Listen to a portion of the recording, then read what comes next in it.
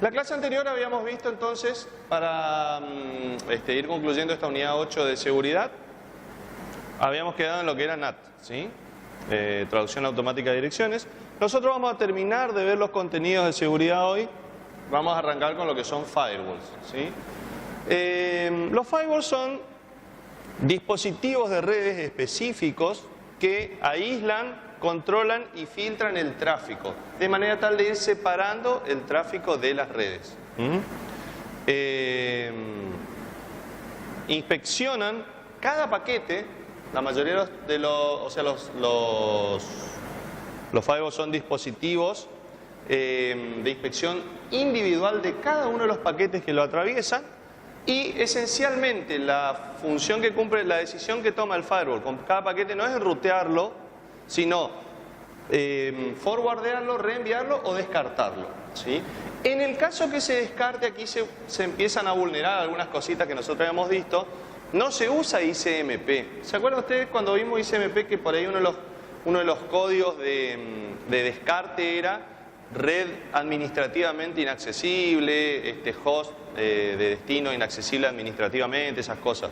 Bueno, eso era para indicar un poco que había restricciones. Aquí el concepto es distinto, se hace un silent drop, o sea, se descarta sin notificar al origen, de manera tal de mantener un perfil lo más bajo posible.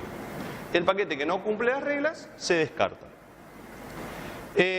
Obviamente los firewalls se pueden configurar, se pueden encadenar, se pueden integrar con otros dispositivos. Hay firewalls basados en software para los hosts, para los servidores. Hay firewalls basados en hardware para toda la red. Y se pueden encadenar, ¿sí? Se pueden encadenar los dispositivos.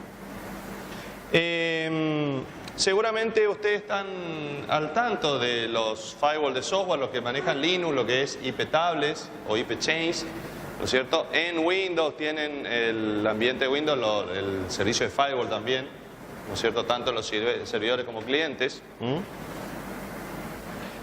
A veces los firewalls, sobre todo los de primera generación que vamos a ver ahora, estaban integrados en los routers. Ustedes pueden usar un router como firewall, básicamente usando lo que se llaman listas de control de acceso. Ustedes programan una serie de reglas y los routers empiezan a trabajar como una funcionalidad de firewall, ¿no? Obviamente todos estos conceptos son complementarios. En una red en producción probablemente ustedes tengan firewalls específicos dedicados en la red, más firewalls por software en algunos dispositivos, más algunos routers que tienen algunas reglas de filtrado de tráfico, ¿no? Coordinar todos estos dispositivos que funcionen como uno quiere ya es otra cuestión, digamos. Bueno, y finalmente, no hay que decir que los firewalls son componentes esenciales de una arquitectura de seguridad. Piense usted que los firewalls son como compuertas que permiten pasar o no determinado tráfico. Algún tráfico me convendrá filtrarlo en la entrada de la red, otro un poco más adelante, otro en los dispositivos finales, ¿sí? Entonces van orientando el tráfico. Los de primera generación son, como les comentaba, filtros de paquetes o screening routers de apantallado, digamos, que son, bueno, justamente de filtrado. Se implementan mediante ACL. ¿Saben lo que son las ACL, no? ¿Manejaron ACL alguna vez en algún ambiente? Bien. Son muy comunes en sistemas operativos, básicamente, o obviamente en networking, ¿no? El conjunto de filtros que maneja un firewall de estos de primera generación son lo que podemos denominar filtros rudimentarios, basados básicamente en lo que son los puertos, digamos las direcciones, IP origen, IP destino, puerto origen, puerto destino, protocolo y alguna cosita más, ¿no? Son los más rudimentarios y a la vez los más estrictos. Esto puede ser una desventaja y una ventaja. Al ser los más mecánicos, por así podemos decirlo, son los más invulnerables a un ataque externo. Un firewall de primera generación que solo mira puertos, no hay forma de engañarlo, digamos, va a seguir haciendo lo mismo. El precio a pagar justamente es la inflexibilidad del dispositivo, ¿no?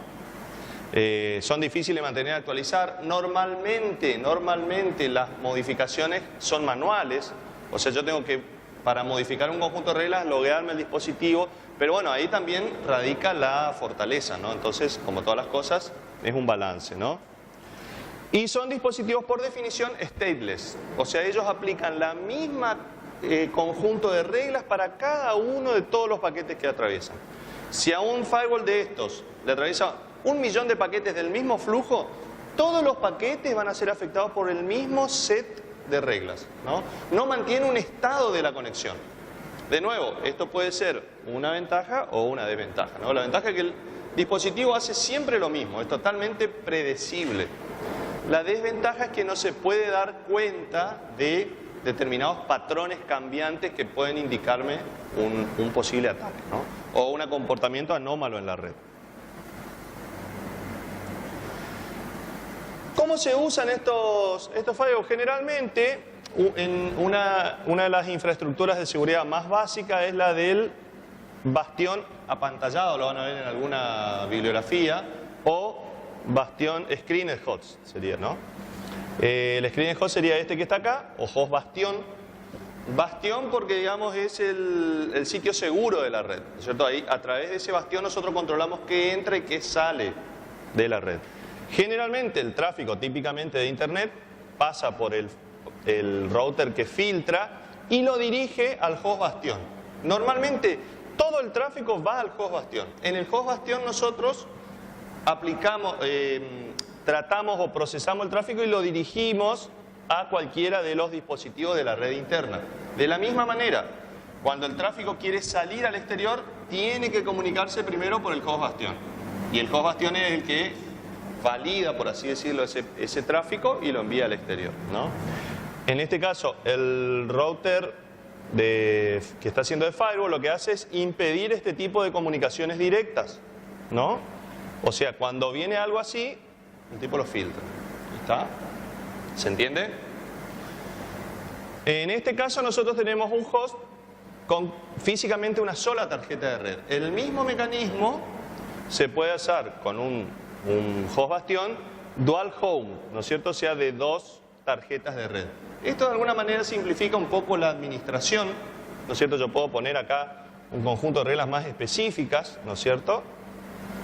De manera tal de que yo tengo aquí una zona intermedia entre la internet y la red privada y otra zona directamente de la red privada, ¿no? Y el host bastión hace de árbitro, digamos, entre las dos áreas, ¿sí? Ni hablar que esto hoy se puede implementar, por ejemplo, con máquinas virtuales también. En realidad, físicamente por ahí la misma máquina, pero tiene dentro una máquina virtual que hace las funciones de host bastión. De nuevo, nosotros le tiramos acá toda la inteligencia, el control del tráfico. ¿Por qué? Porque este es un dispositivo básico de primera generación, ¿sí?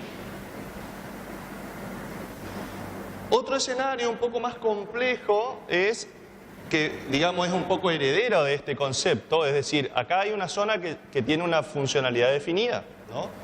Es la que hace de, como decíamos, de frontera, por así decirlo, entre la red externa, potencialmente insegura, y la red interna, que es lo que nosotros queremos proteger. Sí. No, el ACL normalmente está acá, en el router. Las ACL, las reglas básicas. El router de filtrado, ¿qué quiere decir? Impedir el tráfico directo. Aquí también puede haber reglas, ¿no es cierto? De hecho, va a haber reglas que permitan determinada comunicación, por así decirlo. Pero normalmente las reglas de ACL, del filtrado de firewall, normalmente están acá. Porque ¿sabe qué? Es un dispositivo de hardware.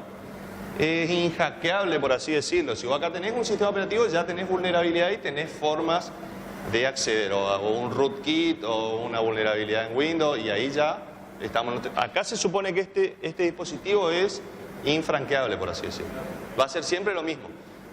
Pensá una cosa, si se compromete este dispositivo, la red no va a quedar comprometida, porque no hay forma de que se acceda. Eso es lo que hoy decía que es la ventaja. La desventaja también es la inflexibilidad. ¿Sí? ¿Sí? ¿Se entiende?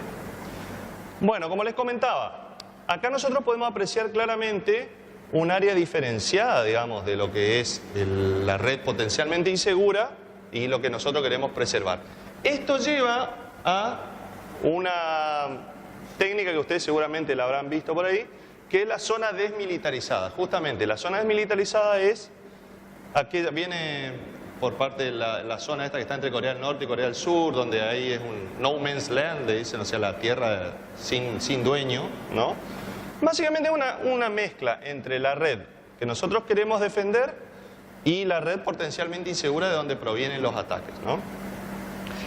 ¿Qué hacemos nosotros? En la zona desmilitarizada podemos poner los servidores que son accesibles desde afuera, que pueden quedar comprometidos, ¿no es cierto?, pero que no me afectan la red interna, ¿no?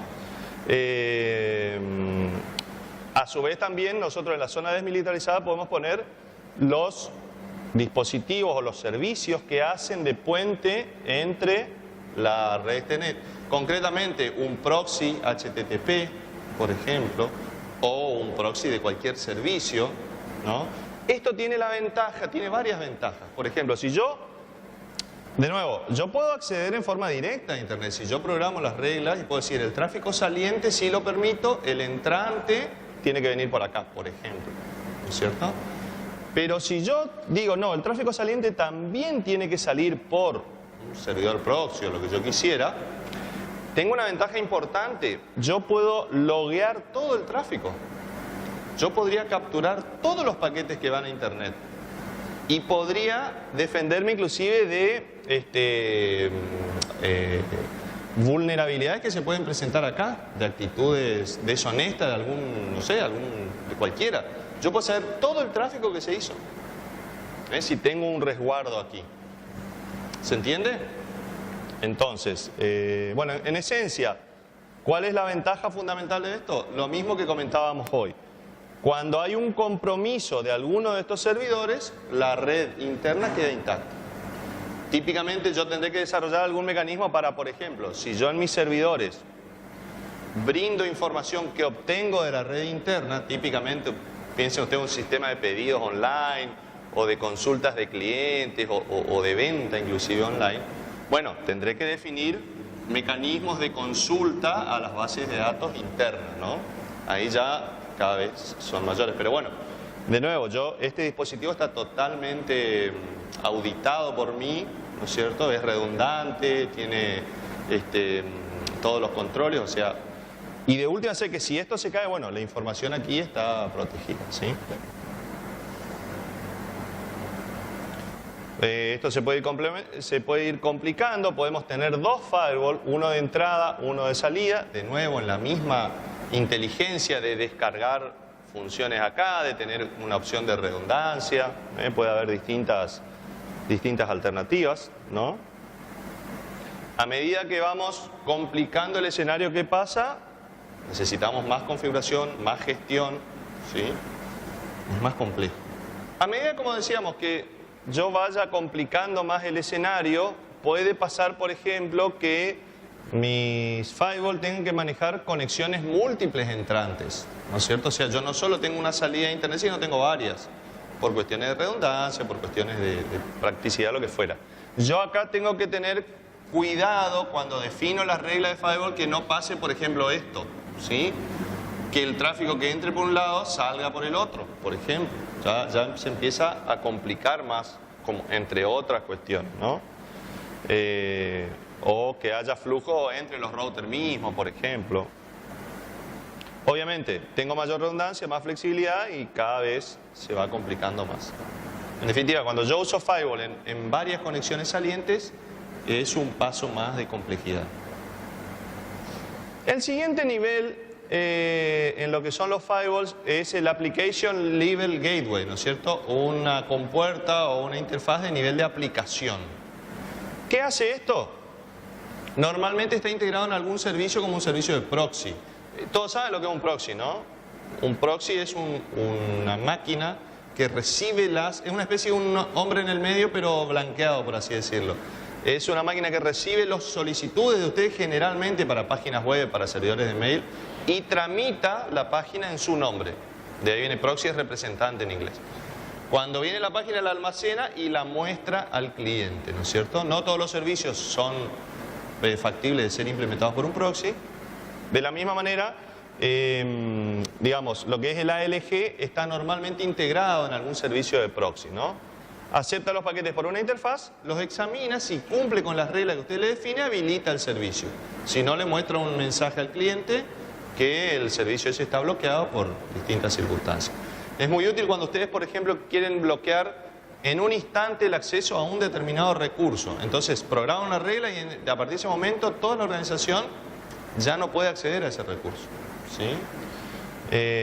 Bueno, establece las conexiones en nombre del host, examina en detalle cada protocolo, ¿no es cierto? Esto es interesante. Ya una ALG permite hacer una inspección stateful, con estado. Una ALG ya permite inspeccionar los paquetes y asociarlos, correlacionarlos con un flujo. De manera tal de saber si hay un patrón extraño, si hay una serie de secuencias de mensajes que se fueron intercambiando y, bueno, pueden dar sospecha de algo, ¿no es cierto? Obviamente integran uno o más filtros de paquetes. ¿Cuál es el problema de esto, además de la complejidad? La performance. Imagínense una ALG que maneje todo el tráfico de una organización con voz IP, con muchos servicios. Puede ser un dispositivo que tenga algún problema de performance, ¿no? Finalmente tenemos los firewalls que tienen stateful inspection, o sea, inspeccionan los paquetes teniendo en cuenta el contexto, el estado de ese flujo, ¿no? Los paquetes son inspeccionados en tiempo real, se tiene en cuenta a qué flujo pertenece. Acá los dispositivos pueden estar integrados ya en algún esquema de administración, por ejemplo, de calidad de servicio, o MPLS, o cuestiones así que le permiten saber a qué flujo pertenece, ¿no? Decodifican obviamente protocolos de capa superior, son actualizables por software. Una combinación, digamos, de hardware y software es software montado en un hardware específico, en procesadores dedicados, en un hardware definido, diseñado para esa función, ¿no? Pueden detectar comportamiento sospechoso y en el caso de Dynamic Packet Inspection, los dispositivos tienen capacidad de modificar sus propias reglas en función del tráfico que entra. Por ejemplo, ¿sí? De nuevo, si ustedes piensen ustedes, tienen combinado una determinada cantidad de reglas, ¿no es cierto? Y basados en el comportamiento del tráfico, el dispositivo puede modificar sus propias reglas, obviamente basado en lo que ustedes le definan, ¿sí? Entonces, estos son, digamos, cada vez niveles crecientes de complejidad. Ustedes van a ver, el que se involucre en estos temas va a ver todo este abanico de dispositivos con distintas funcionalidades. La idea nuestra es mostrarle todas las variedades de dispositivos que puede haber cuando uno habla de un firewall. Bien. Complementario al firewall podemos encontrar lo que son los IDS o sistemas de detección de intrusos, ¿sí? Tienen algunos puntos en común con el firewall, pero normalmente tienen un enfoque diferente. La idea es que es un monitor de red. Ustedes van a ver monitores de red en el contexto de RMON cuando vean la unidad 9, ¿no? Básicamente están dispositivos que están monitoreando en forma furtiva, normalmente la red, en puntos específicos, puntos de entrada, puntos cercanos a los servidores, y están recopilando información del tráfico. Pero no información estadística, sino más que nada información orientada a la seguridad, obviamente, ¿no? Están los que están basados en la red o en el host, NDIS o HDIS, HIDS o NIDS. Basado en la red, obviamente, un dispositivo que está escuchando en forma promiscua todos los paquetes que pasan, y el HIDS está puesto en el dispositivo generalmente, ¿no? Bueno, escucha todo el tráfico en busca de patrones de comportamiento. Los patrones muchas veces los aprende el dispositivo. Hay una base, un repositorio de tráfico sospechoso que el dispositivo puede acceder, o obviamente lo pueden definir ustedes. Es muy útil en las primeras fases de un ataque. El IDS puede advertir de actividad sospechosa o extraña, o bien al final, cuando ya se produjo el ataque, me sirve como información forense para saber bien, bueno, qué pasó y qué puedo hacer en el futuro para evitarlo, ¿no? Pueden generar, obviamente, alertas, registrar la información para posteriormente su análisis. El análisis de la salida de los IDS puede ser de nuevo manual o automático. Ustedes pueden, imagínense un IDS con mucha información, puede ser bastante tedioso, pero entonces hay herramientas automatizadas para analizar los logs, los reportes. Además, los IDS En algún punto pueden también actuar reactivamente, ahí se forman un Intruder Protection System, pueden accionar, por ejemplo, reglas contra los firewalls, o pueden generar listas de acceso nuevas, o pueden cambiar alguna configuración de red, pueden bajar un servicio, pueden bajar una interfaz en forma automática, sin que usted a las 4 de la mañana, cuando ustedes no están, el IDS detecta algo y baja, ya le digo, un servicio, baja una aplicación, baja una interfaz, ¿no? Obviamente integran sensores distribuidos y tienen motores actualizables, ¿no? Motores de análisis, digamos. ¿Se entiende esto?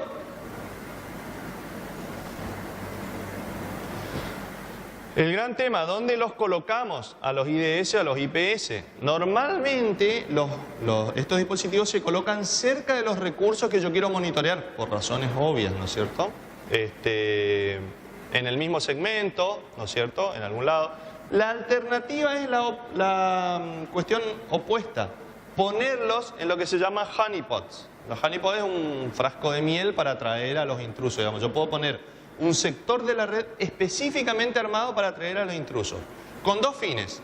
Tratar de capturarlos, que normalmente no es la esencia de lo que hace una organización, digamos, aunque puede haber alguna que tenga interés en ver quiénes los están atacando, sino la función fundamental es atraer todo el tráfico hostil hacia recursos que no son importantes y preservar los recursos reales, ¿no es cierto?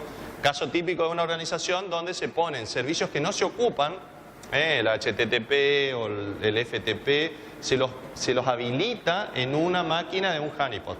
Y ahí se pone el IDS, le mata loguear quién quiso acceder a un servicio que la organización sabe que no lo provee. ¿Se entiende? O logins de nombre de usuario y contraseña, dejan abierto el Anonymous, por ejemplo, y ven qué IP se logueó, de dónde, buscando qué. Pueden montar un FTP falso, digamos, con archivos, con cosas así, a ver quién estuvo revisando, cosas por el estilo. Algunos honeypots sirven para atacar al atacante, digamos, ¿sí? Ustedes pueden poner servicios, por ejemplo, no lo tengo aquí a mano, pero hay un script muy interesante que le transfiere al atacante un archivo de 80 GB, por ejemplo, comprimido. Y entonces, cuando hace un directorio se le muere la máquina, ¿verdad? Por ejemplo, es un script que tiene 3 líneas en Python, que cuando ustedes hacen una exploración de un directorio le bajan los 80 GB, como para que se entretenga un rato, por ejemplo. ¿Está? Bueno, aquí también sería el escenario de un IDS. Bueno, la comparación entre los que están basados en la red, dispositivos standalone, y los que están basados en los hosts, en los servicios. Los que están en la red no afectan al rendimiento, son invisibles, reconocen ataques dirigidos a varios dispositivos, ¿sí? La desventaja que tienen es que pueden perder paquetes por sobrecarga. Esta filmina no se ve muy bien. No informan si el ataque fue exitoso o no. Y bueno, algo más que está ahí adentro.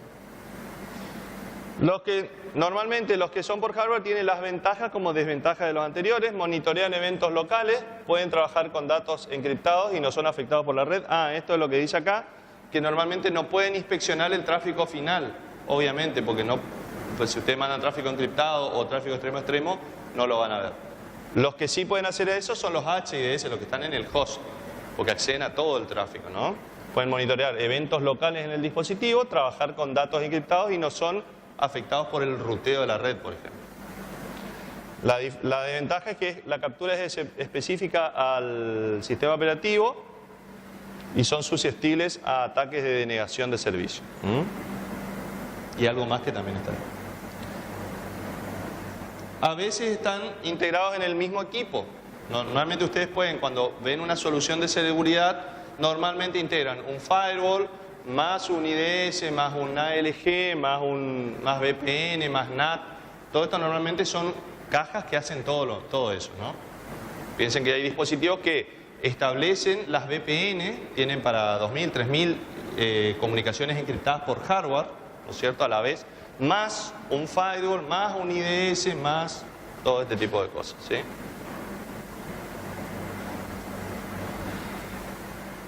Para ver un poquito lo que es seguridad a nivel de aplicación, elegimos nosotros un ejemplo que es PGP, que es la sigla de Pretty Good Privacy, ¿no es cierto? Es una herramienta que desarrolló Phil Zimmermann, que esencialmente es una utilidad para enviar en un solo paso correo encriptado y autenticado, ¿no es cierto?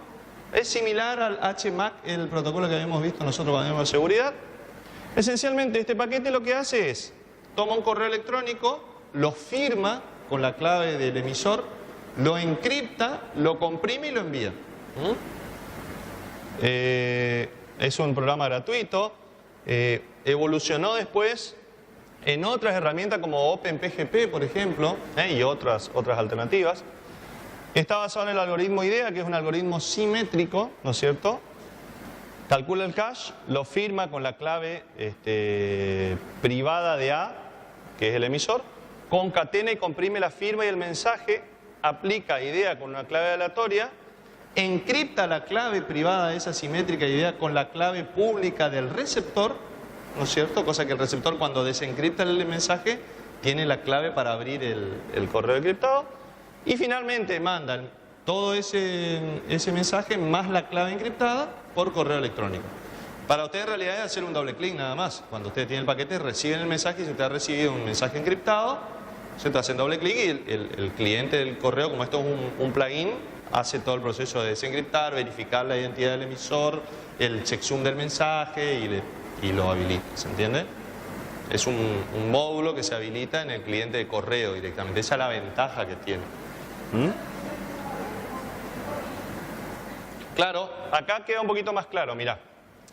El mensaje, el texto claro, se calcula un hash, puede ser MD5, puede ser cualquier algoritmo, se lo encripta con la clave privada del emisor, para que se pueda desencriptar con la clave pública.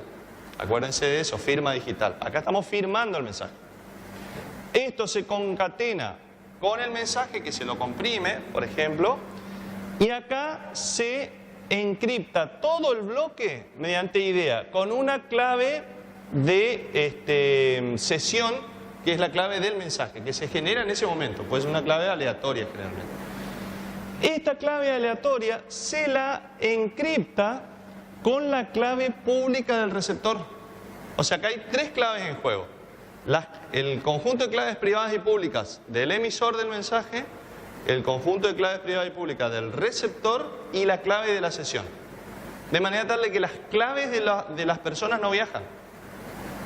El emisor genera una clave, la firma con su clave privada y la encripta con la clave pública del receptor. El receptor, para verificar el emisor del mensaje, lo desencripta con la clave pública del emisor y abre la clave de ese mensaje con su clave privada. ¿Está? De nuevo, todo esto es un clic, o sea, lo hace todo el módulo, digamos. ¿Se entiende? Aquí tienen un ejemplo del mensaje que se enviaría. Básicamente es una implementación de un poco los algoritmos que nosotros estuvimos viendo, ¿sí? Cómo se pueden integrar en una solución. A nivel de aplicación también tenemos otro ejemplo que es el de SSL, Secure Socket Layer, o TLS también es una alternativa, Transport Layer Security, la pueden haber visto seguramente cuando vieron una sesión encriptada. Nosotros le vamos a comentar más o menos cómo funciona en términos generales el algoritmo, ¿no? La idea es que con SSL yo encripto y autentico los procesos que están enviando. O sea, yo hago la encriptación y la desencriptación al nivel más alto, a nivel aplicación directamente. Porque la aplicación encripta los datos mediante el protocolo SSL. A partir de ahí no me preocupa mucho que haya por debajo. Puede haber VPN, puede haber intrusos. Mucho no me preocupa porque la encriptación ya se hizo a nivel aplicación. A partir de ahí viajan los datos seguros. ¿Está? Yo de esa manera puedo, con total confianza, verificar, controlar mi correo electrónico desde de un Wi-Fi libre en un aeropuerto, por ejemplo, sabiendo que mi comunicación no está comprometida, ¿sí? Opera a nivel transporte. Desde transporte en adelante la información está encriptada. De nuevo, soy un poco reiterativo, pero pensemos que transporte es en el proceso emisor. En el proceso del emisor, el cliente del navegador, se generó la información encriptada. A partir de ahí ya viaja todo encriptado. Los dispositivos ven datos encriptados, ¿sí? Independientemente que por debajo haya VPN, haya lo que fuera, ya los datos viajan encriptados. Es lo que usan los bancos, ¿sí? ¿Cómo? Y bueno, si tiene el candadito verde es porque tenés una sesión segura. ¿Sí? Como les mostré la otra vez, que acceden al candadito y ahí ven. Cuando está ese candadito, está usando SSL o TLS. Es seguro. Vamos a ver, nosotros vamos a analizar cómo funciona ese protocolo. También es un protocolo que usa clave de sesión y que no viajan las claves en tránsito. Pero además, a diferencia de PGP, que además es otro contexto distinto, acá no se requiere que ambos extremos tengan claves públicas y privadas. Porque en el escenario típico ustedes usan un navegador y no tienen un certificado público. Bueno, vamos a ver cómo funciona el protocolo. Autentica los extremos. Bueno, es independiente de otras capas, como comentaba. Se pueden negociar parámetros. De nuevo, todos estos protocolos ya son protocolos abiertos, o sea, donde no hay estándares definidos de encriptación, de autenticación, sino que se negocian las opciones, ¿no? Se puede implementar compresión. Básicamente la etapa se divide en dos subprotocolos. El que establece la sesión segura del intercambio de clave, los protocolos que se van a usar, los mecanismos, y la transmisión en sí de los datos, ¿no? Se basa en las claves públicas del cliente y del servidor. Sobre todo, normalmente, ¿quién tiene claves públicas? Como vimos en la clase pasada, el servidor. El servidor está autenticado con la cadena de certificaciones que mi navegador le pide antes de establecer una sesión segura, ¿no? Cuando se va a establecer una sesión segura, el navegador, obviamente ustedes no lo ven, pero si hace una captura podrían verlo. El cliente le pide los certificados al servidor. Sin embargo, no se usan las claves ni del cliente ni del servidor, sino una clave que se generó. Vamos a ver nosotros también cómo funciona. Finalmente, puede usar, si están disponibles los servicios de PKI, infraestructura de clave pública, puede usar los servicios de PKI y usa desafíos para evitar lo del hombre en el medio y todas esas cosas. O sea, básicamente SSL es autenticación y encriptación a nivel procesos. ¿Tá? Yo con este protocolo estoy seguro que estoy hablando con el servidor de Google y a través de un canal seguro. ¿Se entiende el escenario? Vamos a ver cómo funciona. Normalmente, en este caso, este es el extremo cliente y el otro es el servidor. La sesión segura normalmente la inicia el cliente, queriendo conectarse a un servicio seguro. El pragma de acceso es HTTPS, ¿sí? Con lo cual eso inicia del lado del cliente la conexión segura con el servidor. El cliente le manda la versión de SSL que él está utilizando, ¿no es cierto? Le manda un conjunto de preferencias, ¿no es cierto? ¿Qué quiere hacer él? ¿Qué protocolo soporta? ¿Qué servicios tiene? ¿No es cierto? Y le manda un desafío, el desafío de A. El servidor recibe la petición, examina la lista de los ofrecimientos o las preferencias del cliente, ve qué puede satisfacer. Se supone que el servidor tiene implementado todo lo que pide el cliente y más, pero bueno, puede haber algún caso, un servidor viejo donde hay cosas que no están soportadas, no sé, el cliente pide encriptación de 512 bits y el servidor tiene disponible 256, bueno, le manda 256, es un escenario irreal, pero bueno, puede pasar. Entonces, el servidor le manda su versión de SSL, las elecciones de las preferencias, le aceptó todos los parámetros, le aceptó algunos, mandó otros y un desafío. Y finalmente le manda, como les comentaba, la cadena de certificados X500, son los certificados que estuvimos viendo. ¿Sí? Le manda todos sus certificados. ¿Qué hace el cliente con esta información? Como paso final, el servidor ya dejó abierta la conexión segura de su lado, él ya terminó con la parte de intercambio de mensajes. Lo que hace el cliente es, recibe todo esto, primero analiza el certificado, que sea un certificado válido, analiza toda la cadena de certificaciones, llega a la conclusión de que el servidor es legítimo. ¿Está? Como parte del certificado, ¿qué viaja en el certificado? Que es lo fundamental, vamos a decir. ¿Qué manda el servidor cuando manda? Su certificado y su cadena de certificaciones. ¿Qué nos está mandando? Que es lo esencial.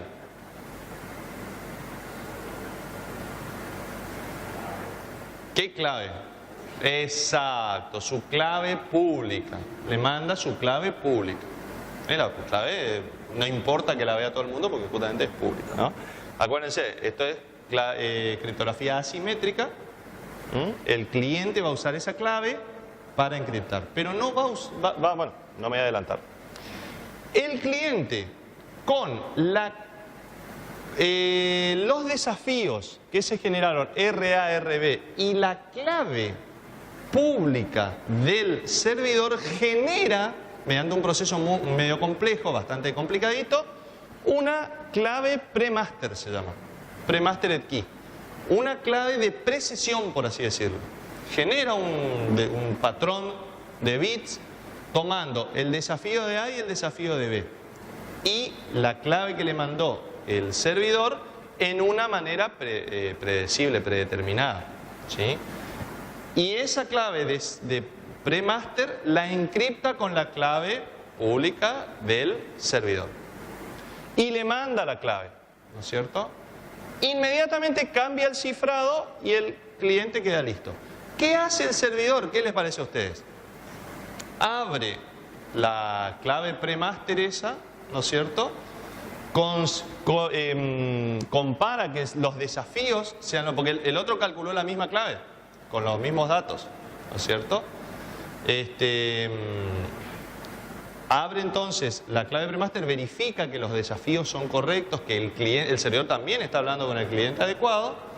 Ambos extremos, a partir de esa clave, generan la clave de sesión. ¿Sí? De nuevo, la clave premaster solo puede ser abierta por el servidor porque está encriptado con su clave pública. Él solamente. El servidor abre eso y con esa premaster genera la clave de sesión. Los dos calculan por separado la misma clave simétrica para la sesión, basándose en esta información. Acá ya el cliente le dice que cambió el cifrado para usar la clave simétrica de sesión que usaban en ese momento y el servidor le confirma que está utilizando la clave que generaron y a partir de ahí se genera la comunicación cifrada. ¿Se entiende? ¿Quedó claro esta parte de la clave premaster o quieren que la explique de nuevo? Más o menos, exacto. Tiene punto de contacto con el TGS. Básicamente es una clave que se generó en ese momento, el otro la descifra, con eso genera una clave y es la clave que van a usar en ese momento. Es muy similar el concepto, nada más que acá no hay un servidor centralizado, ¿no? Porque bueno, el contexto es otro también. ¿Se entiende? En este es el único lugar donde se entra en juego los desafíos. Los desafíos no viajan, o sea, viaja uno, viaja el otro y se los usa para computar esto. Esto es función de la clave pública del servidor más los desafíos. Fíjense que este esquema no requiere que el cliente tenga un certificado. El cliente se puede conectar sin certificado a un servidor que tiene certificado. Ni de más está decir que si hay un certificado acá se utiliza. Obviamente, si ustedes tienen un certificado y está instalado en el navegador, por ejemplo, de nuevo, voy al ejemplo, los bancos están usando ahora generación de certificados. Ustedes para usar el home banking tienen que tener su certificado generado y lo tienen en un pendrive, lo guardan en la máquina que ustedes quieran. Cuando van a acceder le tienen que decir al navegador dónde está el certificado, esa es la ubicación y bueno, están usando un certificado que les dio el banco a ustedes para trabajar con ellos. ¿Se entiende? Si está disponible el PKI del servidor, el certificado del cliente, se usa en este cálculo. Si no, no. ¿Dónde se sabe si el cliente tiene o no un certificado? Acá. En la negociación. ¿Está? Así como el servidor le manda la cadena de certificados, el cliente le manda su cadena de certificados también. Y ahí el servidor del banco se da cuenta que está hablando con un cliente que tiene el certificado instalado. ¿Sí? ¿Qué cosa? No funciona y funciona, sí, es... Yo conozco un par de casos que tuve que ayudar a algunos amigos de algunos bancos que requerían y el certificado se materializa con una nota al banco en algunos casos. O sea, ustedes bajan un formulario, ¿no es cierto? Lo tienen que firmar y entregarle al ¿cómo que se llama? Al oficial del banco. Esa entidad administrativa es la que después habilita al certificado que ustedes usan, porque mientras tanto el servidor no le da bolilla. Recién cuando está habilitado queda habilitado el servicio ese. ¿Ahí está? Funciona bastante bien, digamos. No, bueno, depende. Hay algunos que te dejan instalar solo en una máquina porque es un modulito, digamos, que te dejan instalar solo en una máquina. Hay otros que te permiten instalar en un pendrive, ¿no es cierto? Y bueno, y vos te lo llevas a cualquier lado. De última, el certificado es un archivo de texto, o sea, está tu clave pública, básicamente. Nada más que el servidor valida esa clave pública. Sí, alguien acá en una clase, no sé si fuiste vos, que comentó que si son la parte de la autenticación de 2 fases que están pidiendo los bancos, porque ya hoy, no sé si alguien hace home banking, hoy no podés entrar con nombre de usuario y contraseña, tenés que poner o tenés una aplicación en el celular, o tenés un e-token, un aparatito que genera un número aleatorio. Ahí te bajás una aplicación que genera en ese, claro, el e-token del celular. Hay un e-token que es físico también, un dispositivo, está el tema de los certificados, pero siempre yo no sé si hay bancos que te dejan operar con solo el nombre de usuario y contraseña. Me parece que no, porque son tarjeta de coordenada. Para los cajeros le piden, además de la contraseña, un patrón de tres letras. Sí, sí. Hoy lo que es disposición de fondos, yo creo que es todo autenticación de dos pasos por lo menos. Sí, sí, consulta de saldo. No. Lo que involucre manejo de fondos no se puede. Bien. ¿Se entendió acá? Bueno, ¿cómo funciona de nuevo, esto que es, estamos hablando acá, la primera parte del protocolo, que es el establecimiento de la conexión, ¿no? Después viene la transmisión. La transmisión es bastante sencilla.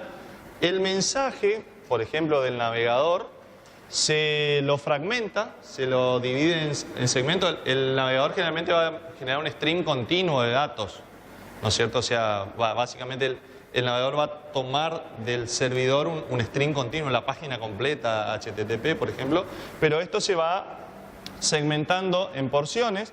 Cada porción opcionalmente se puede comprimir, se le agrega una integridad, un checksum, digamos, se lo encripta y se manda un encabezado SSL, y esta es la información que viaja. Está encriptada, verificada y con el checksum. ¿Qué se hace del otro lado? Exactamente el proceso inverso. Se verifica el encabezado, se usa la clave de la sesión para desencriptar esto, se calcula la integridad del mensaje, se descomprime y ahí tenemos los datos que yo envié, ¿sí?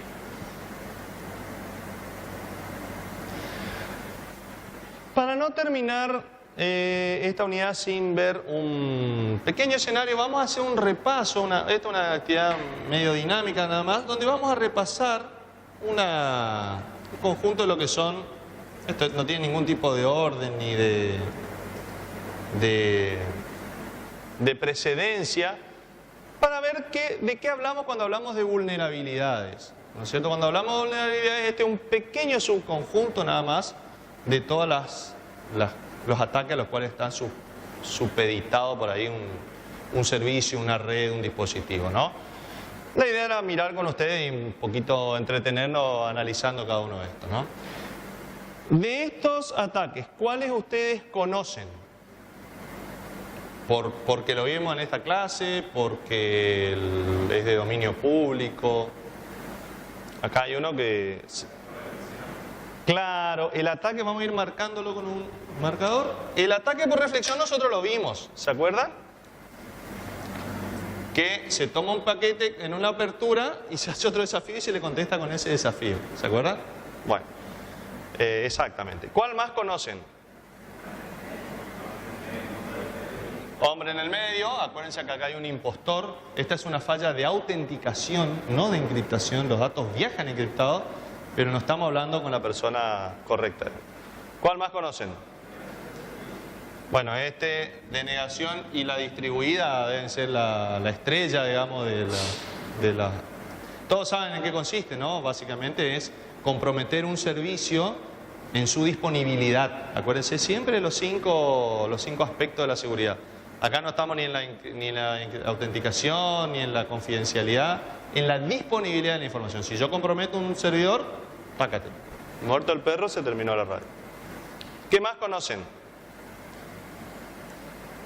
Hay varios, ¿eh? Los gusanos y los troyanos normalmente son malos en sí, pero además me permiten abrir a otro tipo de ataque. Eso es lo fundamental de los gusanos, ¿saben? Porque se reproducen indefinidamente, pueden generar un ataque de disponibilidad también, de denegación de servicio, pero tienen la mala costumbre de difundir código malicioso también, ¿no? Igual que ni hablar los troyanos, ¿no? Phishing, esto lo conocen, ¿no? Impostar. Últimamente está habiendo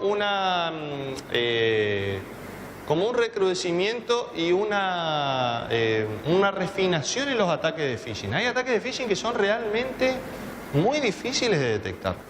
Yo hace un par de años recibí un mensaje que era completamente con todo el formato válido de Visa y decía enviado por visa.com.ar a través de, eso es lo que me hizo sospechar, digamos, y el enlace también estaba camuflado dentro del mensaje, decía Visa. Obviamente cuando decía poner la contraseña ya está, no hay nada que ver, pero digamos, me llamó la atención el formato porque muy elaborado, digamos, o sea, por lo menos a mí me llamó la atención.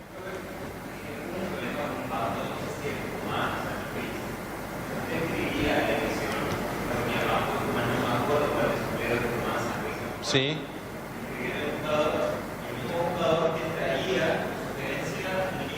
Ah, que era... Sí, sí, sí, sí.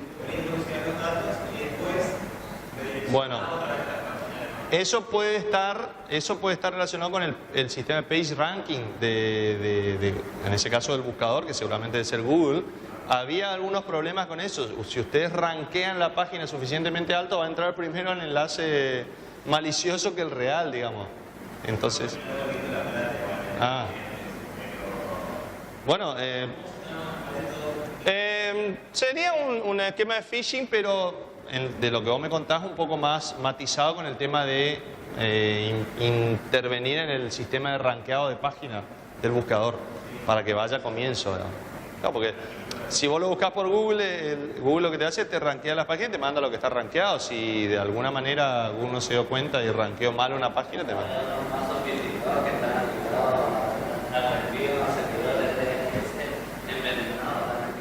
También, ya de paso lo comentamos acá, esa es la otra. Obviamente todos estos ataques se combinan, ¿no es cierto? Yo fui testigo de un caso de DNS poisoning con un troyano, o sea, el troyano infectaba, en el caso de los modemcitos, los modem router, y cambiaba el DNS y no había forma de sacarlo al DNS que ponía ahí. Ese DNS se distribuía en la red, entonces todos consultaban al DNS envenenado, por ejemplo. O sea, se van combinando los casos, ¿no? Obviamente un DNS envenenado responde cualquier cosa, ¿no? O sea, responde a donde nosotros queremos, ¿sí? Eso también se puede, bueno, acá no está, pero se puede machear con lo que es a veces intervenir, digamos, en el JavaScript de la página. Eso podría ser scripting. Hay veces que una vez también vi un caso donde lo que se había comprometido era un script que se llama Google Statistics, que es un script que es ubicuo para Google, las estadísticas de Google, que está en todas las páginas. Y bueno, de alguna manera el gusano cambiaba el script Google Statistics que estaba en las máquinas, en el caché, y lo cambiaba por un código malicioso. Y entonces ese script te cambiaba la página de búsqueda o lo que quieras. Eso, me estoy acordando, puede ser también algo similar. Busquen por ahí Google Statistics.js, creo que era un JavaScript. Y bueno, también pasaba por ese lado. ¿Qué más conocemos? Spamming, creo que estamos todos acostumbrados a recibir correos no deseados. En eso viene publicidad y viene cualquier cosa, digamos.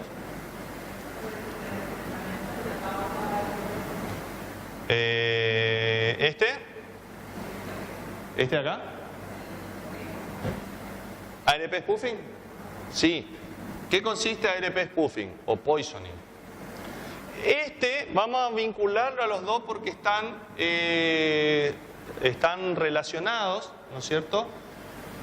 ¿Se acuerdan ustedes? Nosotros decíamos que un switch puede filtrar el tráfico manteniendo una tabla de estaciones. Bueno, una forma de comprometer un switch es inundarle la tabla con direcciones espurias, de manera tal que cuando se satura el buffer de un switch, empieza a trabajar como un hub. Entonces, el primer paso para un ataque generalmente consiste en dejar fuera de combate al switch mediante esto, una inundación de las tablas, generando por supuesto MACs aleatorias, ¿no es cierto?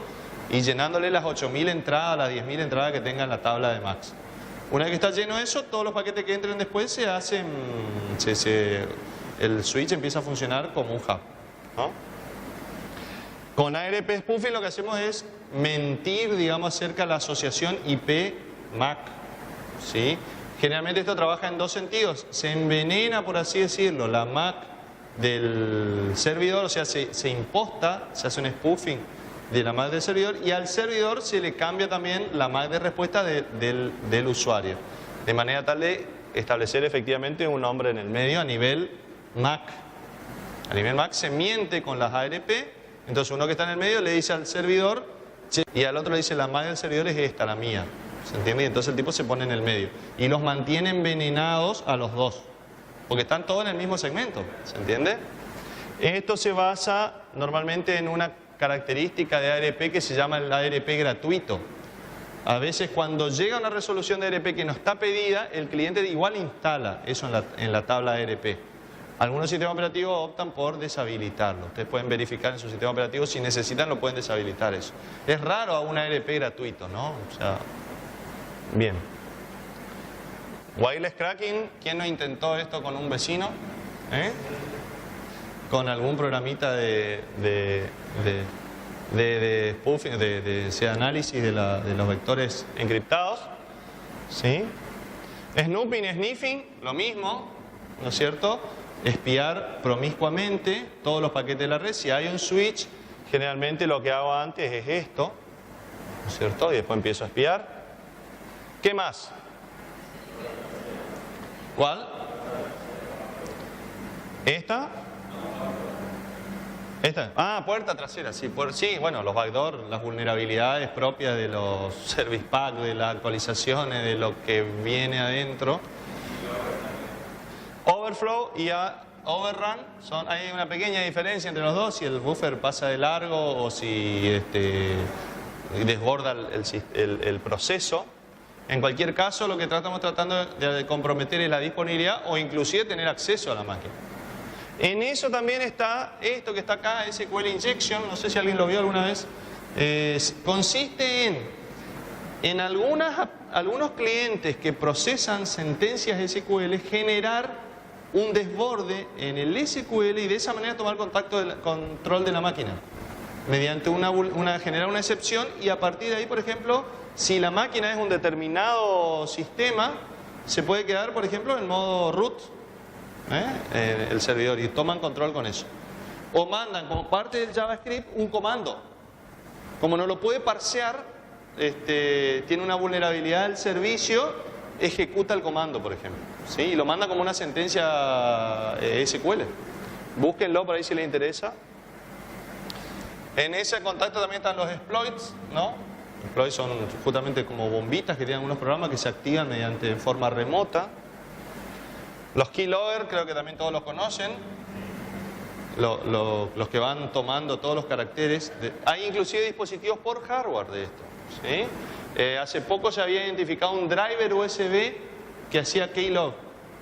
El driver, imagínense ustedes compran un mouse que sale 10 pesos y bueno, tengan cuidado con el driver que les toma, porque el driver era un keylogger, por ejemplo. No estoy diciendo que sea un mouse, pero hay drivers de USB que trabajan a nivel del USB, por ejemplo. Como el USB es un bus compartido, se puede llegar a tomar, si el teclado también es USB, que el 90% de los casos. Bueno, virus, malware, spyware, creo que no hay mucho que explicar. Vamos a ver un poco los más difíciles. A ver, de este lado nos queda el ataque a las claves, Esto, ojo con esto, lo que decíamos, el post-it en la pantalla, el cumpleaños de la señora, el nombre de la mascota. Con todo eso se arma un diccionario y el ataque por diccionario es muy efectivo en muchos casos, en más casos de lo que uno quisiera aceptar. Fingerprinting, ¿alguien sabe lo que es? Fingerprinting es una técnica para tratar de identificar mediante el comportamiento qué sistema tengo del otro lado. O sea, yo soy un atacante, voy a tratar de obtener un perfil del servicio al cual quiero acceder. Entonces yo accedo al servicio de la facultad, por ejemplo, quiero modificar mis notas. Primero tengo que saber con quién estoy hablando, con qué máquina física. Entonces, mediante una serie de técnicas, por ejemplo, invocar un servicio que no existe, mandar un ping de una determinada característica, me va dando un perfil. Por lo que me contesta el servidor, yo puedo saber qué sistema es el otro. ¿Se entiende lo que digo? O sea, en función de determinados parámetros de tráfico. Él integra todo, desde el time to live que le genera el paquete, el número de secuencia, por ejemplo, de los paquetes, qué hace con la fragmentación, cómo contesta, ya les digo, a un reset. Mando un paquete de reset, a ver qué me contesta el otro. Y entonces genera 3, 4, 5 paquetes, o varios, y sabe por la respuesta qué tipo de servicio es. ¿Es un servidor Windows, un servidor Linux, otro servidor? ¿Qué service pack tiene? ¿Qué servicio tiene montado? El servidor web es un servidor Apache, es un servidor, no sé, lo que sea. Entonces me permite saber con quién estoy hablando. Esto se llama fingerprinting. Y se puede obtener en forma ciega. Ustedes de una máquina pueden saber con este tipo de herramientas con quién están hablando. Una utilidad que era maestra de todo esto hace un tiempo era la Nmap. No sé si alguno lo conoce. Este es un programita que integra muchas de estas cosas. ¿Sí? El Nessus también, sí. Nessus.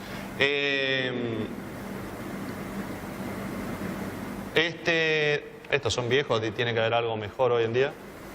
En el mismo sentido funciona lo que es el Craft Packet. Esto también lo pueden hacer acá, que es un paquete armado. Ustedes arman un paquetito y lo mandan, ¿sí? Con determinadas características. Puede ser parte de una secuencia de mensajes. Lo mandan como un paquete solo, de un flujo de datos que no corresponde. ¿Para qué? Para hacer, esto es esencial para alguna de las otras cosas, ¿no?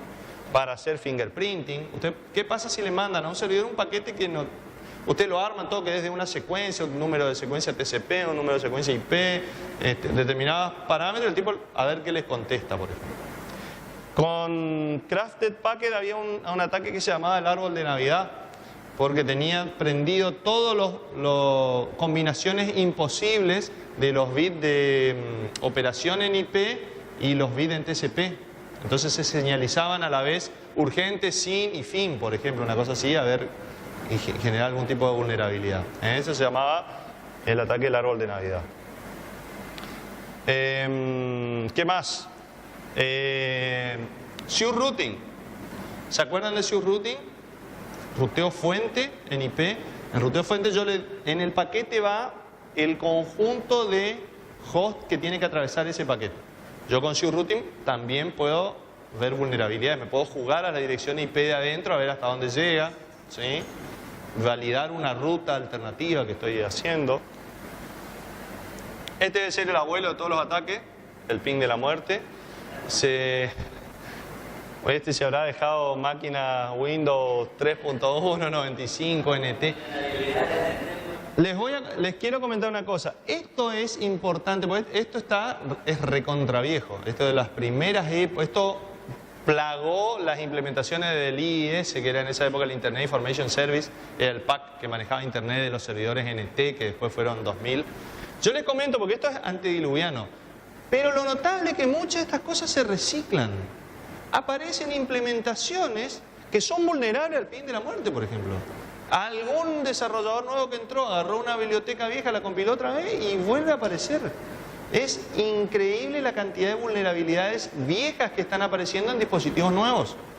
Por ejemplo, en Android, hace un tiempo, se habían encontrado una cantidad de vulnerabilidades que eran de los core de Linux viejísimos, pero que bueno, cuando se porta a Linux aparece de nuevo.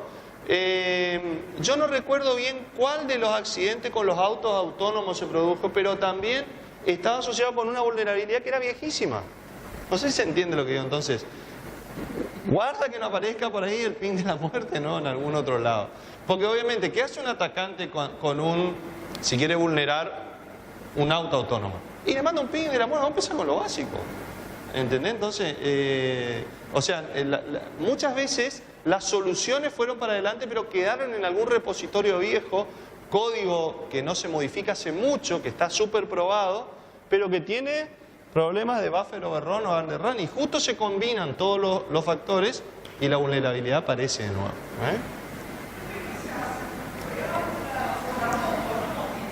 Bueno, ni hablar que sí, pero así como están las pruebas, están los hacks, sin duda.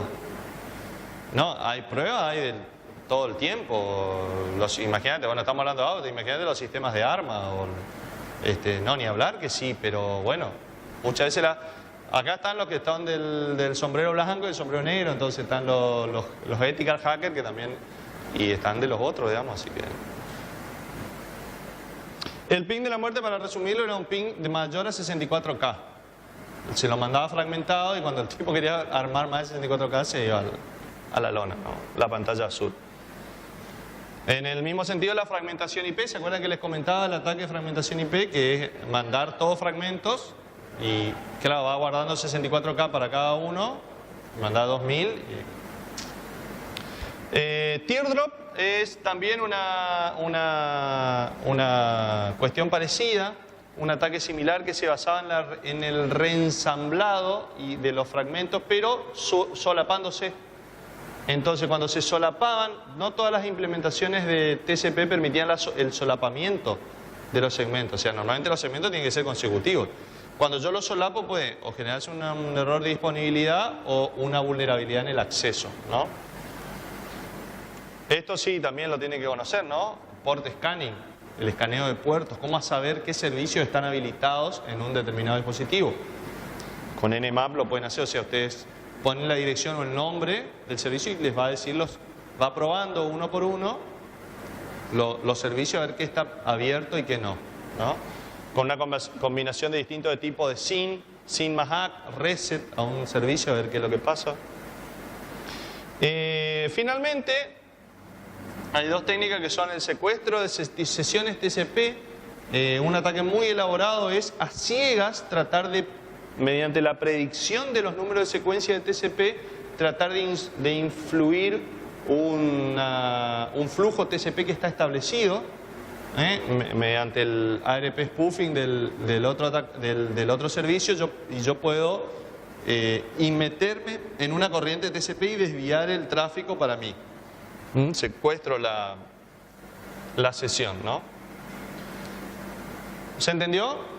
Bueno, esto ni hablar que es una muestra muy, muy sencilla de las cosas que pueden pasar. Yo les voy a mostrar, para un poco complementar esto, un conjunto de artículos también un poco al azar y sin ningún tipo de precedencia ni nada, que estuve seleccionando antes de venir acá como casos más o menos emblemáticos, ¿no? El ransomware está bastante de moda hoy en día. Hay unos cuantos ataques de ransomware del locker el CryptoLocker. Y bueno, ahí hubo el caso más claro, creo que fue el de Iberia, que tuvo secuestradas no sé cuántas máquinas de la parte de atención al cliente.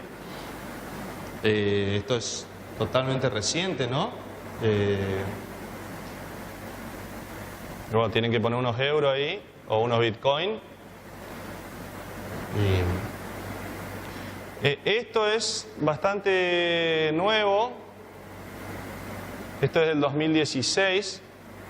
Encontraron un backdoor en el hardware de Fortinet, ¿sí? La empresa esta que se dedica a equipamiento de seguridad, justamente. Fortinet son los que fabrican firewalls, IDS, todo ese tipo de dispositivos integrados, servidores de VPN. Y bueno, el SSL tenía una vulnerabilidad, por ejemplo. La implementación de SSL es un protocolo seguro. La implementación de SSL en este caso tenía una vulnerabilidad. Uno se pregunta, ¿no? Acá, hasta qué punto serán errores o cuestiones de diseño esta también, ¿no? Eso, no sé si se entiende lo que digo, si ese error está ahí sin querer o para poder en algún momento comprometer el dispositivo cuando se necesite. Esto nos lleva, por ejemplo, a un artículo muy interesante, que hace un tiempo ya la Armada de Estados Unidos dejó de usar computadoras Lenovo porque eran inseguras en la fabricación, o sea, habían encontrado haciendo una serie de cuestiones como hacer beaconing, por ejemplo, que es periódicamente mandar información a un servidor que está en Rusia, la máquina desde el hardware, digamos, está el driver de la red o un driver propietario del dispositivo que recolecta información y la manda a un servidor. Eso se llama beaconing, ¿no? Entonces hace un tiempo ya las máquinas Lenovo no pasaron la inspección de seguridad de la defensa o la Armada, no recuerdo bien, de Estados Unidos. Acá en este artículo describe que las máquinas estas estaban buscando acceso a las redes clasificadas del Pentágono, ¿no? No es cualquier cosa. Y finalmente, acá tenemos uno, bueno, lo de las cuentas robadas son moneda corriente, ¿no es cierto? Periódicamente ahí tenemos un evento de cuentas robadas. Bien. Acá tengo otro artículo y con esto terminamos. Este un poquito viejo. Un peligroso y misterioso virus informático. Es muy interesante la historia de el virus Regin, porque el nivel de complejidad de este virus da que pensar que esto no son hackers, sino esto es más un arma de cyber warfare, digamos, de guerra cibernética. Es un arma, digamos. Hay una película muy interesante que ahora se me escapa el nombre, que habla de estos temas. Es como una película documental, digamos. Ya, cuando me acuerde lo voy a subir. Y se describe también otro virus similar a este, que también está clasificado como un arma, no sé, se escapó, digamos, porque son cosas que usan los gobiernos ya directamente o empresas muy grandes para interferir obviamente con la infraestructura informática, ¿no? Llama la atención en esos dos casos que les comento, ¿cómo que se llama? El grado de complejidad del virus. La película que yo les comentaba se llama, me parece que se llama Zero Days Exploit, o sea, el exploit del día cero. Si no se llama así la película, hace referencia a eso. El Zero Day Exploit es ¿es así o no? ¿No te acordás? ¿No te acordás cómo es? El Zero Day Exploit es justamente un exploit, una vulnerabilidad que está presente desde el momento en que se creó el recurso que fuera, digamos, el sistema operativo, la aplicación, ¿no es cierto?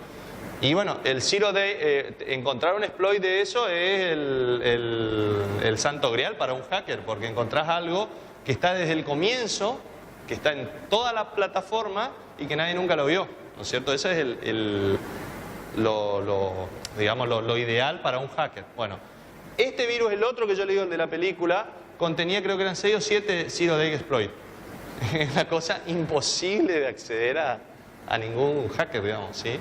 Eso ilustra la complejidad del virus ese que yo le estoy comentando. Había exploits que ni siquiera estaban documentados en las empresas, no sabían que existían, digamos, o no sabían que existían. Bueno, si uno ya quiere ser malicioso y paranoico, piensa cómo se crean estas grandes empresas de la nada y que manejan miles de millones de dólares, y uno tiende a pensar que hay dinero ahí atrás para financiar servicios, teléfonos muy baratos, servicios de mail con gigas y gigas gratis, y ya uno empieza a ponerse medio paranoico, ¿no? Sí, exactamente. Bueno, y acá surge la pregunta, ¿no? ¿Qué hacemos? Nosotros como profesionales del sistema, ¿qué hacemos? Alguno de ustedes le puede llegar a tocar desempeñarse en una empresa donde las responsabilidades son hasta con restricciones legales, les puede llegar la ley 24990 de protección de datos personales, Entonces uno dice, bueno, ¿qué hago? ¿No es cierto? Bueno, todos estos temas son obviamente ámbito de la materia específica de seguridad, nosotros no vamos a avanzar más de ello, pero conviene por lo menos desplegar un conjunto de recomendaciones, ¿no? Lo primero que tenemos que hacer, acuérdense, lo que no hacemos nunca los técnicos, la parte administrativa, integrar lo que es seguridad, normalmente con calidad de servicio, en lo que es un estándar de administración de una red. Para eso ustedes tienen los contenidos de la unidad 9, donde van a ver cómo administrar una red, ¿no? Tenemos que hablar de una infraestructura en seguridad. Nada de esto se arregla comprando un firewall, poniendo... No, tengo que tener una cosa integrada, ¿no es cierto? En eso acuérdense siempre que lo fundamental es definir los activos que se van a proteger. Puedo administrar, como decíamos en la unidad 0. Por ejemplo, una cosa sencilla, desactivar servicios que no se usan me cuesta 0 pesos. Los servicios ahí dando vuelta en el celular, en la computadora de ustedes que no se usan y que no se necesitan. Desactivar esos servicios en un servidor más aún sale nada. Tener los dispositivos actualizados. Si yo tengo dispositivos que recolectan información, que tienen logs, tengo un IDS, tengo que analizar esa información. De nada sirve cuando hay un problema, mirar que hace 3 meses el antivirus me había dicho que no sé qué cosa. ¿Está? Ver la documentación, obviamente backup y antivirus, ni hablarlo, pero es impresionante la baja penetración de estas cosas. Muy poca gente tiene esto. ¿Sí? Conducir periódicas pruebas de seguridad y vulnerabilidad. Al que le interese el tema, no tengo que decirle yo la cantidad de recursos online que hay. Está el CERT, debe ser el más conocido, Computer Emergency Response Team, ¿no es cierto? El equipo de respuesta ante una emergencia informática. Esto es un grupo de emergencia en todo el mundo. También está el CERT de Argentina, el ARCERT se llama, que publica periódicamente informaciones, cursos, y documentación sobre estos temas. Bueno, y si todo lo demás falla, yo también tengo que saber que con la prevención muchas veces no me alcanza. Yo tengo que tener un plan de contingencia, poder salir andando. Yo tengo que suponer lo peor. Yo definí mi activo, que es la información, yo lo quiero proteger. ¿Qué pasa cuando se comprometa eso? Bueno, tengo que salir andando. Eso es lo importante, no me puedo quedar. Por un tema de seguridad o por un tema de disponibilidad puede haber, no sé, un evento catastrófico en la organización. Yo tengo que saber que al otro día tengo que estar andando, ¿sí? Un plan de contingencia, saber qué hacer si se produce lo inevitable. Suspender algunos servicios, por ejemplo, ante un ataque. Si yo tengo una de las cosas, por eso les decía hoy, el IPS puede bajar servicios, por ejemplo. En algún caso pueden ser importantes las contramedidas, ¿no es cierto? O sea, responder el ataque. Tiene que haber una escalabilidad en la respuesta, porque yo reciba un port scan y no tengo que bajar todo el servicio de la organización. Obviamente también es una cuestión de ir evaluando, diseñando todo esto y actualizando ese plan en función de la nueva infraestructura que tengo. Yo agrego una VPN, bueno, ¿cómo me influye con todas estas cosas que yo estoy haciendo? Esto en sí mismo es una actividad permanente, ¿no? Y bueno, plan de recuperación de desastre e informática forense, ver qué pasó, ¿no es cierto? Cómo fue el ataque, cuál fue la anatomía del ataque, ¿no es cierto? Dónde se organizó y se originó la vulnerabilidad y cómo se propagó. Bueno, como vieron, esto ya lo hemos repetido muchas veces, es un área en sí misma de redes, ¿no es cierto? Hay muchas amenazas, muchas herramientas. La idea es que haya niveles crecientes y progresivos de seguridad. Yo lo que más tengo que asegurar probablemente es un poco los recursos. Eso le afecta toda la estrategia de protección y voy escalando las medidas de seguridad. Clasificar las amenazas por la probabilidad y el impacto. Esto es básico, ¿no? Una cosa que tiene una alta probabilidad y un alto impacto es crítica, ¿cierto? Pero también tengo que ver lo que tiene bajo impacto, alta probabilidad. Obviamente comenzar por lo más urgente. No nos vamos a cansar de decir esto. Las políticas son fundamentales. Saber que yo nunca voy a tener una red 100% segura. Tengo que saber hasta dónde, qué va a quedar comprometido, ¿no? Esto también es fundamental y es difícil de resaltar suficientemente la importancia de la ingeniería social, ¿no es cierto? O sea, yo puedo tener la red más segura desde el punto de vista técnico, pero si la gente pega la contraseña en el monitor, ¿de qué me sirve? Cuando hay infinidad de anécdotas de lo que es la creatividad, mucho del phishing se basa en ingeniería social. Me mandás 10 millones de mensajes y 9.990.000 no te van a decir nada, pero los 10.000 que te contestan tenés tu mercado. No subestimar el poder de la ignorancia. Muchas veces la ignorancia es peor que la malicia, porque el que actúa mal sabe que está actuando mal. Muchos errores se han encontrado por la ignorancia. Esto también es fundamental. Uno se marea buscando cosas y se olvida del acceso físico en las instalaciones. Porque yo puedo tener lo mejor de todo, pero si no corto el acceso físico es un tema. Y un tema que muy poca gente le da bolilla. Como ejemplo nada más le queremos comentar, y con esto terminamos, el trashing. El trashing es ni más ni menos que analizar la basura. Hay gente que analiza la basura de las organizaciones, de los individuos, para saber qué consumen, qué servicios tienen. Las empresas tiran listados, tiran máquinas, discos. ¿Cuántas veces alguien llama a arreglar una máquina y si el tipo les clonó el disco? Por ejemplo, ¿entienden? Entonces, el acceso físico y la ingeniería social son dos aspectos que hay que tener. Un ataque que se prepare en escala, normalmente sí o sí incluye todo este tipo de cosas. ¿Está? Son cuestiones a tener en cuenta. Bueno, con esto terminamos. Y bueno, la unidad 9 queda para ver. Ahí está. ¿Sí? ¿Dudas? Bueno.